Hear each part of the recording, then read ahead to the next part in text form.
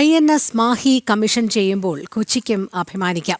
Kochi കപ്പൽശാലയിലാണ് INS Mahe എന്ന അന്തർവാഹിനി പ്രതിരോധ കപ്പൽ നിർമ്മിച്ചത്.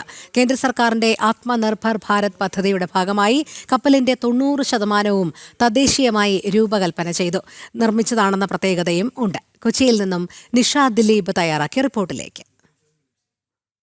Anti submarine warfare shallow watercraft INS Mahe commission ചെയ്യുമ്പോൾ കൊച്ചിക്കും അഭിമാനിക്കാം. കാരണം കൊച്ചി കപ്പൽശാലയിലാണ് INS മാഹി നിർമ്മാണം പൂർത്തിയാക്കിയത്.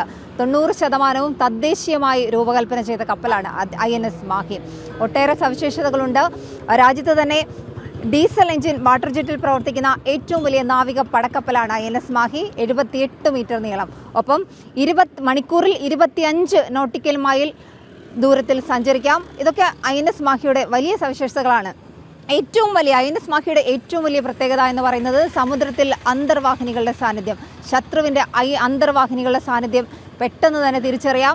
രക്ഷാപ്രവർത്തനങ്ങളും ഒപ്പം തന്നെ പ്രതിരോധ സംവിധാനങ്ങളും ഒക്കെ അതുതന്നെയാണ് INS മാഹിയുടെ ഏറ്റവും വലിയ പ്രത്യേകത. ഒപ്പം തന്നെ ഈ നാവികസേനയ്ക്ക് വേണ്ടി കൊച്ചി കപ്പൽ നിർമ്മാണശാല 8 അന്തർവാഹിനി പ്രതിരോധ കപ്പലുകൾ നിർമ്മിക്കുന്നുണ്ട്. ഇതിൽ ആദ്യത്തേതാണ് INS മാഹി. ഇതിനൊപ്പം തന്നെ നിർമ്മാണം പൂർത്തീകരിക്കുന്ന പല കപ്പലുകളുടെയും നിർമ്മാണം പല ഘട്ടങ്ങളിലാണ്. എന്തായാലും ഈ അന്തർവാഹിനി കപ്പലിന് ഒട്ടേറെ സവിശേഷതകളുണ്ട്.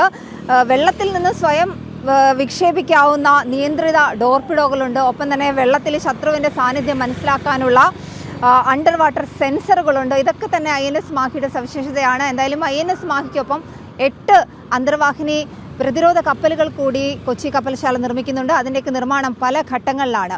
ക്യാമറമാൻ സന്തോഷ് തിരുമലയ്ക്കൊപ്പം നിഷ ദിലീപ്, ജനം, കൊച്ചി.